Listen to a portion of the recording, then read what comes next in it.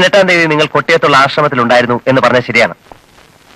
രാത്രി നിങ്ങൾ അവിടെ തന്നെയാണ് ഉറങ്ങിയിട്ടുള്ളതും. അതും അവിടുത്തെ രജിസ്റ്ററിലുണ്ട്. പക്ഷെ നിങ്ങൾ അവിടെ എത്തുന്നത് രാത്രി 9 മണി അടുപ്പിച്ചാണ്. 8:40 അറൈവൽ ടൈം. ഇവിടെ നിന്ന് ഉച്ചയ്ക്ക് 2 മണിക്ക് പോയി എന്ന് പറയുന്നു. 2 മണിക്ക് ഇവിടെ നിന്ന് ഇറങ്ങിയാൽ നിങ്ങൾ നോർമൽ കോഴ്സിൽ 5 മണിക്ക് അവിടെ എത്തണം. ഏറിയാൽ 6.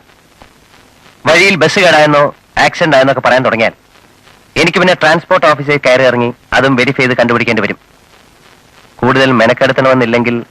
ഞങ്ങൾ കള്ളം പറയില്ല എന്ന് പ്രതിജ്ഞ എടുത്തിട്ടുള്ളവരാണ്. അത് ഞങ്ങളുടെ നിയമാവലിയിലെ ഒരു പ്രധാന നിബന്ധനയാണ്. വഴിക്ക് അങ്ങനൊരു ട്രാഫിക് പ്രോബ്ലം ഉണ്ടായിട്ടില്ല. അങ്ങനെയാണെങ്കിൽ വൈകുന്നേരം 5 മണി മുതൽ രാത്രി 9 മണി വരെ സിസ്റ്റർ എവിടെയായിരുന്നു എന്ന് പറയേണ്ടി വരും. You will have to explain that absence.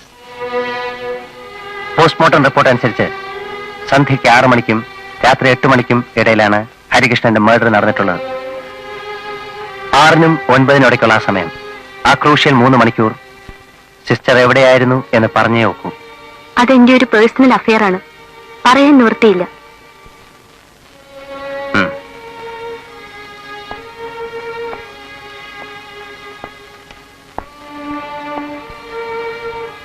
ഈ കത്ത് നിങ്ങൾ എഴുതിയതല്ലേ?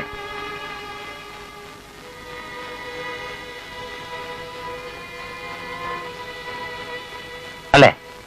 അല്ല. പക്ഷേ ആ കൈയക്ഷരം ഭഗനിക്കറിയാമല്ലോ. ഇതാരെഴുതിയതാണെന്ന് നിങ്ങൾക്കറിയില്ലേ? അറിയാം. ആരാണ്? അത് ഞാൻ പറയില്ല.